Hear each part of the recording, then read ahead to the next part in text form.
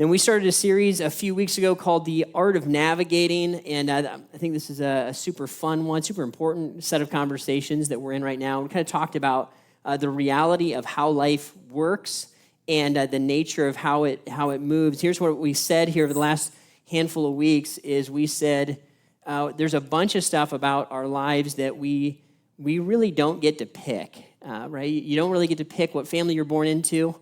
You don't get to pick what kind of decade or time frame that you show up on the planet. You don't get to pick your DNA or your genetics or right any of those things. You kind of get a hand that you're dealt, and then pretty quickly we begin to kind of use what it is that has been given to us, and we begin to make real decisions as time passes and we're living life and we're making these decisions along the way, whether we realize it or not. We begin to form a path, and this is what we've been talking about. We're all kind of on a path and a journey, and what's hard to see when you're going this way is it's really hard to see where that thing's going, right? Like kind of where is this leading? Is this going anywhere? Am I heading in the right direction? How do I navigate this path? And I told you I spent a lot of time hiking this summer, and this made me just think a ton about this, that this is kind of the nature of where we find ourselves a lot. And what we've been saying over the last few weeks is that the Bible lays out some of the destinations on the path, and at the end of the day, if you had to kind of boil it all down, what we find is that the Bible promises us and tells us that there's a path, there's a way that leads to life, and that the way to find our way to that life is through the person of Jesus. And that if I recognize what Jesus did, the fact that he came to the planet, lived an innocent life, died on the cross for my sin, and then he now offers me an option, a decision to make, a moment, a dot in time. And that dot, what he's offering for it to become in my life is not just a moment, really, but an inflection point where really life is opened up to me. And now I have this whole new set of options and a whole new kind of life that's available. And I am rescued from the other option that is kind of the natural gravity and draw of our world, which is the path that leads to death. And so we looked at that and we said, I want to recognize that inflection point exists. What God really, really wants is for everybody to make decisions and come to a point in their life where they say, I'm in on that. I want that life. I believe you. I put my faith in you. And what he's saying is it's really this simple, is I'm saying yes to that option. Do I believe that Jesus is the one that opens and offers life to me? We said when we say yes to that and we're on this path, being rescued from ourselves and from sin and from death of all kinds and flavors, what I discover on this path is that it's not as simple as just saying yes, that I run into all kinds of things as I'm navigating the journey of life, right, and living on that path. And we said a few things that we run into along the way is we said sometimes we run into drift, that we kind of drift off of the path in practice. Doesn't mean that we lose our salvation, but in practice we find ourselves slipping away and drifting back towards death in practice. We said, what do we do when that happens, right? When I kind of lose the path a little bit and start to veer off, right? Question. We're going to talk about how that works here in the series. We also talked about the reality of what we called loops. When we find ourselves circling the same set of issues over and over and over again. The thing that we were wrestling with in the problem kind of in us that we faced 4 or 5 years ago is still here 4 or 5 or 10 years later, and I'm in a kind of a loop and I can't quite break out of that. What do I do with that, right? So we're going to answer that question a little bit too, and we're going to talk just a little bit about what does it mean to live on this path in general. And if you've missed any of the conversations so far, I really encourage you for this series especially to take the whole of it in context, right? To kind of listen to all of them if you can. If you can make the space, you can follow us on YouTube or go to the website or whatever and check those out and get caught up, because it's kind of one big conversation that's broken into a bunch of different parts. What we want to do today is we want to zoom into one piece of this conversation and open it up a little bit. And we want to talk about what it looks like and what do I do when I come to a place in my life where I'm at a fork, right? I'm at a fork in the road. And what a fork is where we kind of, it's pretty intuitive. It's where I have a set of decisions to make. Do I go this way or that way? I've got these options, and I don't really know which way to go, and I'm not sure how to navigate it. And I'm standing here staring at the fork. And if you've been here before, you know the feeling. Depending on your personality, some of us are really, we're quick to make decisions. We don't like to spend a lot of time. We just want to pull the trigger and make the pressure of the fork go away. And I'm just going to choose something, right? It's kind of our knee-jerk reaction. And some of us have experienced those knee-jerk reactions in our lives. We've had people make those decisions, and those maybe affected us. Some of us have a hard time making decisions, and so we get a little stuck staring at them, right? There's an analysis paralysis, and we can just stay kind of forever staring at the options and wonder, what should I do, what should I do, what should I do? Right? And here's the thing I realize is that I know most of us, I would be this way for sure, most of us didn't have a whole lot of framework of how to think about making decisions. We weren't taught how to do this, right? We weren't trained, like we weren't given principles and tools often about how to think through making decisions and working through a fork when I find myself in the middle of one, right? So this is a thing that can produce a ton of anxiety when I'm staring at a set of decisions and I just don't know what to do. I don't know how to approach it, and we can get kind of locked up, and it can be an incredible pain point for us, right? So what we're going to do today is I'm going to walk us through this, and I'm going to walk you through a bunch of things basically that I've messed up, right? So everything I'm going to tell you today are things that I have absolutely broken in my own life, and so my hope is that you do a little better than I did. Hopefully you should take some notes if you're a note taker today, and we're going to give you a lot of really practical, I think helpful information about how to think through a fork, right? And like I said, I've kind of blown all of these, right? And so if you're somebody maybe like me and you've made some bad decisions or done it maybe not in the best way, hopefully this will be really, really helpful in clarifying, right, for you as we kind of dive into it. So let's jump in and start to frame this out. First thing we want to see is something that is kind of built into the nature of how God is and how he thinks about us making decisions. So all the way back, if you go all the way back to the story of creation, to Adam and Eve, what happened was God set them into this garden, and he gave them some instructions. He charged them, right, with ruling the world and serving the world and overseeing the world.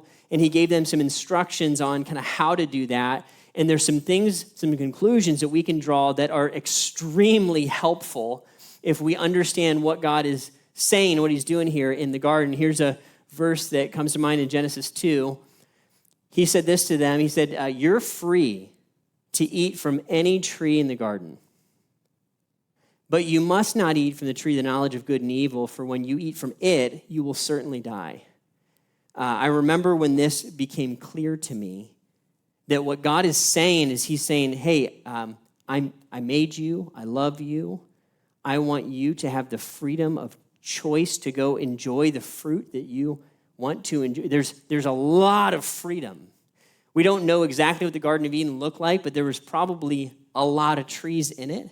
Right, there's many, and he's looking, he's saying, see all these trees, you have freedom to go eat from those. Good. just don't eat from this one. Like there is a decision to make that is going to be a bad decision. And I want you to understand it because this one is going to lead to death, right? This is going to be one that leads you away from me, and it's going to hurt you. It's going to harm you. And what we can conclude is that as we look into the Bible, there are a bunch of decisions that if we make them, they're going to lead to forms of death, right? There's the things that are clearly against what God has said. God has laid out, right, huge chunks of his will. He's made it all very, very clear. And he would say, don't do these kinds of things, right? If you're looking at lying or stealing or killing, or right, he's going to lay down these clear directives and say, this one leads to death. Don't choose that. When you go to choose a different way, when you're looking at a different set of options and you've kind of eliminated this decision, you're going to find that you have more freedom. We're going to explore what that looks like in a minute. But we're going to call this decision right here the one where I'm kind of looking at what God has said and I'm choosing to purposefully not do it. This is going to be the decision of defiance. The decision of defiance. This is the one we want to eliminate first, right? If I'm staring at a fork and there's a bunch of different options, I want to get rid of the one that is clearly not what God wants. And often, if we can gather some honesty, we can see that pretty clearly, if we're honest. Now, some of you are like me, you didn't grow up in the church, and so you don't know what trees we should eat from and which ones we shouldn't, right? You're discovering that, you're learning that. And if that's where you are, listen, there's a lot of grace in that, right? And we can discover what this looks like. But when I start to understand and I kind of, or I really know the thing that God doesn't want me to do, when I'm in a place where I've decided I'm going to do it anyway, like I'm going to do what I'm going to do. I'm going to sleep with my girlfriend. I don't care. I'm going to go use what I want to use. I'm going to hurt who I want to hurt. I'm going to do, I don't care what God has said. There's a defiance. I'm locking into it. I'm going to choose my own way. God, what we're in essence saying is I don't really believe that this leads to death. I don't actually believe you. And what God's really looking for from us, as we're going to find out in this whole thing, is what he really cares about at the end of the day, is he really cares in this situation, we're going to find out about our faith, about us hearing his voice and believing him. In this situation, we're saying, I don't believe you. I'm out. I don't trust you. I don't believe you. I don't think what you say is true. I believe me, or I believe this other person, but I'm not going down the road that you have forbidden me for because I don't believe it's actually bad for me. That's often the case, right? So we want to eliminate the choice of defiance, right? And we're going to do all this prayerfully is the hope is that we would look and say, God, I want to seek you in the middle of this fork, right? I want to first eliminate the decision of defiance. Here's the next one. All right, here's the next one. I want to try the best I can to eliminate decisions of distraction. Distraction is so tricky, right? It's so tricky because it often seems like a good thing, but then when I let it play out a little bit, it ends up leading me away from what really matters. Doesn't always lead me all the way to death, but it pulls me into the fray over here where I'm kind of in and out of things that actually matter. Again, not losing my salvation, never, right? Nothing like that. I'm looking and saying, when I'm looking at making a good decision, I want to think carefully about what it is I'm giving myself to. And we live in a day of enormous distraction. I'll give you an example. I went to a high school reunion a bunch of years ago, and it was when some social media platforms were first coming out.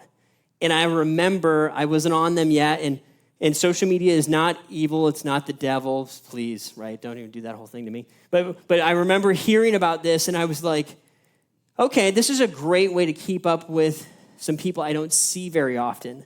I'm going to keep up with my high school friends. I'm going to join some of these social media platforms, right? Simple. Seemed like a great thing to do. What I didn't realize is that the pull in my experience of using social media personally would become incredibly distracting for me. You might not have any trouble with it. I have a terrible time not being distracted by things like social media if I'm actually using it on a regular basis. And so what I started to realize is my time and my attention is getting pulled away to stuff that I wouldn't consciously choose. I wouldn't choose it on purpose. And all you have to do is do a little bit of math to see this kind of stuff, right? Let me take you through a simple exercise. If you spend 25 minutes a day doing anything, what that equals over 365 days is a lot of time. Right? It's about 6.5 days worth of time. 25 minutes a day. That's crazy. Over a year, it equals about 6.5 days a year. Right? So if you love scrolling social media, that's 6.5 days worth of scrolling. Right? If you love cat videos, right? That's 6.5 days. Just saying it out loud, right? Of cat videos. If you watch a lot of cat videos, that's on you, man. That's cool. Right? Nothing wrong with I love you. Whatever. Each his own. I like to watch Ultimate Frisbee videos. If you guys have ever watched them, they're really good. Right? They're really good. Here's how I think of it, okay? Here's how I think of it. I made a conscious decision a long time ago as a college student that when I walk through the grocery aisle, when I go to the grocery store, you know how you walk through the aisle and there's like candy bars and gum? Somebody just need a piece of gum. And there's magazines and there's little flashy things all around you. Right? And what are they doing? They're calling to you. Buy me. Please. Right? And and you walk through there and it's like a little gauntlet. And you're like, I'm not gonna do, right? So I made a decision a long time ago and I'm like, I'm never going to buy anything from this aisle. Ever. Like, Ryan, you're a psycho. I know, right? I'm never gonna buy this. Here's why. If I want to go into a store and buy a candy bar, I have total freedom to do that. I'm not going to buy a candy bar because a clever marketer put it right in front of me when I might be at a weak moment and I might want a candy bar. No, I'm never going to do that. Just because you got me in a weak moment, I'm not going to give you my $3 to go spend on gum or candy. Here's the idea, is right now what's happening is there's little flashy things all over the place in my life. I would never say, I'm going to consciously choose to spend 6.5 days a year doing X, or 25 days a year, or 35. None of us would do that. Do you want to spend 40 days a year scrolling mindlessly on a device? Just sign up here. I don't think anybody in this room would pick to do that. But if I'm not careful, I can make a decision, and I personally can't handle a full availability of that particular decision without it becoming a distraction in my life. What else is like that? Where I would look and say, I don't actually want to give my time or my money or my energy that way. I actually believe that there's more valuable things that I'm called to than that. Is it a distraction? It's an important question. Is this going to pull me off the path? Is this going to take me into lesser things that I actually don't want to do?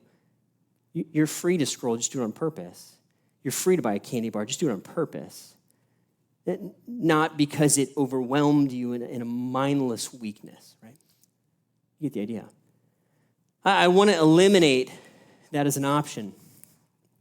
Right, the option of distraction. I love what Paul says in 1 Corinthians. Here's what he says in 10, 23, and 24. He says, I have the right to do anything. This is what the Corinthians were saying. I have the right to do anything, you say, but not everything's beneficial. I have the right to do anything, but not everything is constructive. No one should seek their own good, but the good of others. I want to think through and ask, is this actually good for other people? Is it good for me? Is this bringing the best of me to bear on the life that I'm living, right? Ask that question. Okay, now, here's where we're starting to get into the interesting part, where I've eliminated maybe things that are a little bit tricky or a little bit clear that they're wrong. And then we get down to the part where I might just be asking the question, is this decision just different? Right? It's just different. This is one job instead of the job I'm at.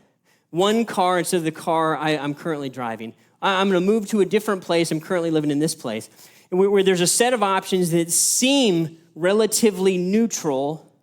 It's just an option maybe that's just a different option. I'm going to take the long, gradual road instead of the short, steep one.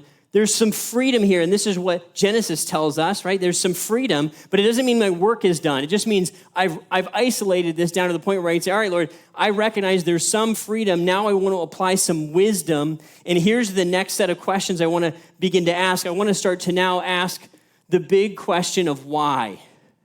Why? Motivation. And I want to begin to apply this question, this filter, this verse here in Colossians to these options. Whatever you do, whether in word or deed, do it all in the name of the Lord Jesus, giving thanks to God the Father through him. I want to begin to ask the question, why am I being drawn to this? Why? Am I choosing to go move somewhere far away because I want to go glorify God in a new place, in a new situation, a new way, and I believe that that's what needs to happen, and my gifts are going to be, right? Am I asking real questions, or am I running away from something difficult here at home, and the pressure's mounting, and I'm escaping, and that's actually the reason why? I want to get down to the motivation. Here's some great questions I found from some pastors that they're shared by me. When I'm in this place, these are the kind of questions I want to ask, right? If you're taking notes, man, jot this stuff down. It's not all for me. It's pure gold. Here's what they asked. They said this, am I rushing? Am I rushing? Am I in a rush? Is this decision knee-jerk? I'm doing it. I'm out of here. I'm moving to Las Vegas. What? Wait, what are we doing? I didn't even know this was on the table. I didn't know you were thinking about it. I'm doing it. Am I in a rush? Slow down a minute. Right, let's think this through. Let's take a minute. Let's take some time. I'm taking this job. I'm leaving it. Is it knee-jerk? Am I rushing? Here's another question. Is there pressure? Is there pressure? Am I being pushed to make a decision? Or am I making this decision out of freedom and wisdom as I follow Jesus?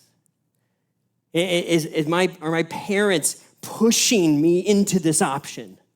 You're gonna take over the family business, right? I don't know, whatever it looks like. Right? Is there pressure? My boss is pushing me into this. My friends are all making me do. Is there pressure? Or is there a clarity of conscience and there's an understanding of what's really driving my motivation, my why? Guys, this stuff is gold. It's gold. It's huge. Because here's the thing, when I get down here especially, it gets really emotional. It's really emotional. And a lot of times what's underneath the circumstances is fear, right? Is boredom. There's a fork that I'm creating because I'm bored. So I need a new option to make. I want to blow something up because I've been here too long, right? What's going on in here? I want to ask that question and dive into it. And I want to seek God in the middle of it. And I want to ask that big why question, right? Am I rushing? Is there pressure? What's going on underneath the surface?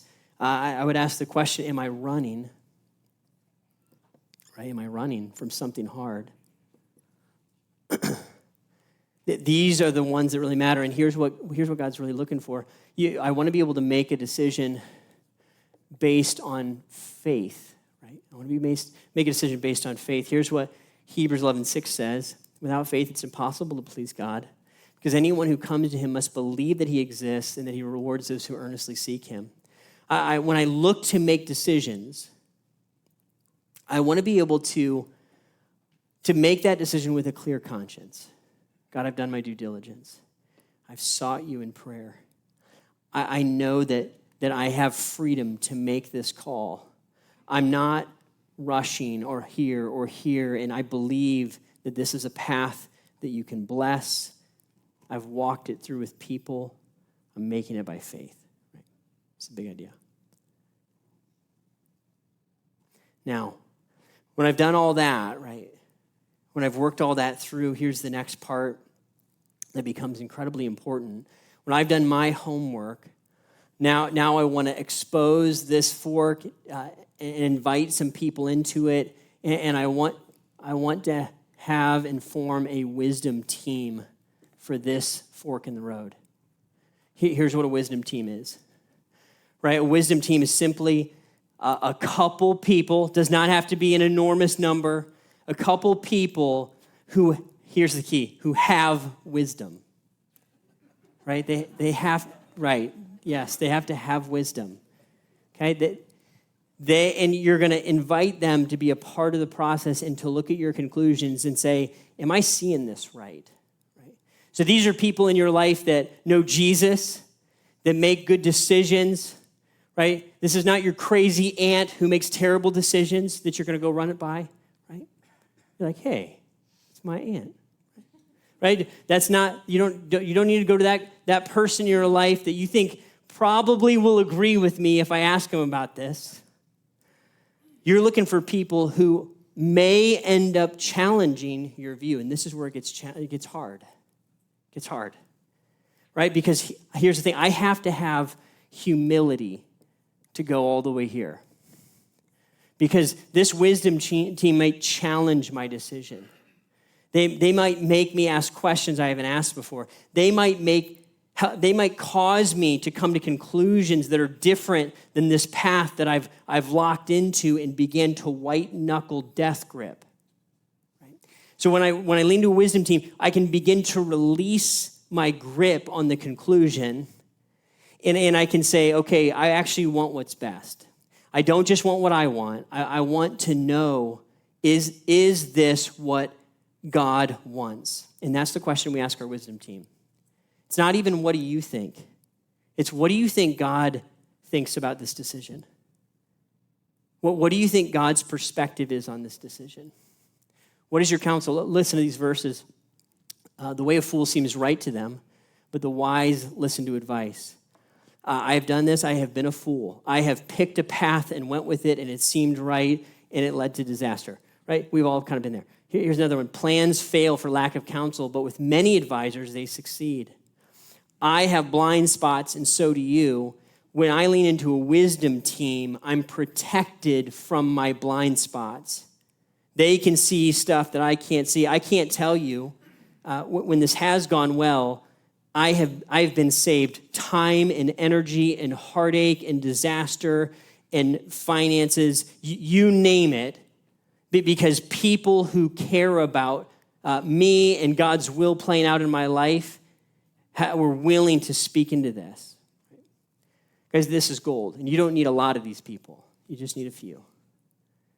People who will love you enough to look you in the eye and say something to you that may create a little short-term difficulty or pain, but might save you enormous amount of heartache if that conversation didn't happen. Huge, huge.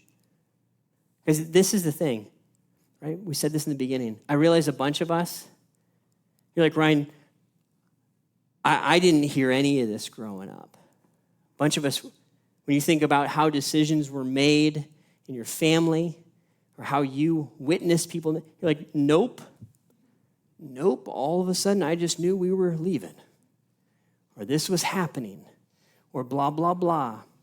And you didn't understand, right? That there are some questions that we should ask, and here's the problem. This part that we just talked through today, how to engage the fork, this is like challenging work. It's challenging work, right? If you are a knee-jerk person, you just want to like make the tension go away, this is like nails on a chalkboard for you. You're like, you want me to slow down? And you want me to get feedback? And you want me to think? This is awful. Right? Some of you are like, that's totally me. Some of you, right, if you're an analysis paralysis person, you're like, Ryan, I love everything about this. This is awesome. Look, we could just look at the options until we die, right? Then we don't have to make any decisions. This would be amazing, right? We'll just consider forever. Here's the thing. This work it's big. It's challenging. It's hard. It stretches us. It's humbling. And here's the thing that really matters. The fork isn't really about the fork. It's not really about the set of decisions. It's about what happens in us as we're facing the fork. Wisdom happens in the fork. Humility can happen in the fork. I draw near to God in his heart in the fork. I seek what he longs to have happen in my life and dedicate myself to his path in the fork. That all can happen. That's what it's for. The fork is in my life to draw that stuff to the surface. That crisis, if I got to make a decision about this, what God's longing for is he's saying, come to me. Come to me. I want to lead you. I want to mold you. I want to form you. I want to put you onto paths that lead to life. Doesn't mean that they're pain-free, but they lead to life. And that all happens here in the midst of that pressure cooker, right, of a fork. When I do all this work, right, I got to come to a point when I get clarity and I've heard from my wisdom team and taken the time and right. And these decisions, by the way, these are life decisions. We need to understand that there's a magnitude of decisions we're talking about. This isn't like your everyday decision. This is a moment. When I come to a place where I get clear about what it is I think God's asking me to do, here's the thing. You got to make the decision. You actually have to go do it. We have to do stuff. Right? We can't just consider and stare at it. We have to move. And here's the reality. For the vast majority of us, as we draw near to the end of our lives, there's a good probability that if we don't take this seriously, our biggest regrets will actually be inaction. They'll be the things that we didn't do. The risk or the path that we didn't take. I want to let God challenge me and draw the best out of me and move me to actually act for the sake of his will and for the sake of life and for the betterment of people as they get drawn to Jesus through all kinds of different avenues. See, once I get clear, I actually have to do it. And that can be terrifying. Even if you're a knee-jerk person and you're staring at this, it's still kind of scary to take the step. But it's in the process and in the movement and in the trust that we're formed. It's not about what we accomplish. It's about what we become. And that's what God's thrilled about. That's what he's excited about. And that's the stuff that really changes us. Hebrews 10 says this, but my righteous one will live by faith. I take no pleasure in the one who shrinks back. But we do not belong to those who shrink back and are destroyed, but to those who have faith and are saved. The writer of Hebrews is talking about our endurance of, here's the idea, is that we lean in. We step out. He says we aren't of those who shrink down into safe. We don't shrink down into safe and it's okay and I don't want to, and that scares me. I'm going to just hide away. That's not who you are. If you are a follower of Jesus today, that's not who you are. You are of those who have faith, who lean in, who are transformed, who square off with things that stretch us and mold us and make us, both in the process and in the path. Because this stuff is huge. It's absolutely huge. Because when you look back, and if you live a little bit of life, you can feel this. We all look back and we think, man, I wish I would have started that path a year ago, 5 years ago, or 10 years ago. On my watch, I want to make it as difficult as possible for us to say that in a year or 5 or 10 from right now. Right? We want to rise to what God is asking of us. And we want to seek it like it really matters. Ryan, I'm too busy to do all this work you're talking about. What do you have to do exactly? What are you busy doing? This is your life, man. It's worth losing a little bit of sleep over. It's certainly worth some discomfort. We're talking about eternal things that might impact generations. And it all happens, it starts, it plays out often in that fork. And guys, I've told you, I've messed all these up. Done this, done that, didn't do that. All of these I've blown, and maybe you have too. What about now, right? How can we do it now? Some of you are listening to this right now, and you're like, Ryan, I'm not in the middle of a fork. It's awesome. That's where you are right now. You're just chilling. Just enjoy it. It's a great place to be. It really is. I'm not in a fork today, right? But take this, put it in your back pocket, save it for later. A fork's probably coming. Some of you, man, you're feeling it. You're feeling the pressure cooker of the fork. What am I going to do? I got to make a decision. How am I going to do this? Guys, don't do it alone. Lean into this whole thing. And you can say, I'm scared of the fork because my decisions haven't worked out that well in the past. I'm scared of the decision I'm making right now. I would look at you and say, have you ever done it this way? Have you ever done it that way? There's reason for hope. If there's a new way that has been left untried, there's real reason for hope. Because you've never done it this way before. And it just might produce a different result. Guys, I'm going to have the band come up, and love for you to just bow your heads, close your eyes, pray with me as we ask God just to meet us right here in the middle of this. Would you pray with me? Father, we're so grateful for your patience. Lord, your kindness and your willingness to meet us right in the middle of what feels like a crisis. God, thanks for your grace on poor decisions that we've all made on the past. I pray that you would fill us, each of us, with a sense of urgency to seek after you, to seek your heart. Not to find the answer to our question about the fork, but to know you and to find a freedom to live by faith in the paths that we choose.